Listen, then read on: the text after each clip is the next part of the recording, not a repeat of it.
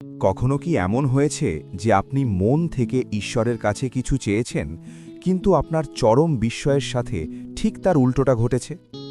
সেই মুহূর্তে আপনার গলা ধরে আসে এবং আপনি বলেন, ঈশ্বর, আমি কি করেছি? আপনি কি আদৌ আমার কথা শুনছেন? আপনি কি আমার ওপর রাগ করেছেন? আমার বন্ধু, আপনি যদি এখন এই পরিস্থিতিতে থাকেন, তবে এই ভিডিওটি ঠিক আপনার জন্য।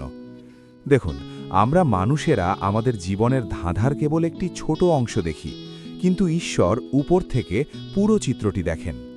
কল্পনা করুন, একটি ৩ বছরের শিশু কাঁদছে এবং তার মায়ের কাছে ওষুধের পরিবর্তে একটি ধারালো চকচকে ছুরি চাইছে। মা তার চরম ভালোবাসা থেকে তাকে না বলেন, কিন্তু শিশুটি ভাবে তার মা তাকে ভালোবাসে না।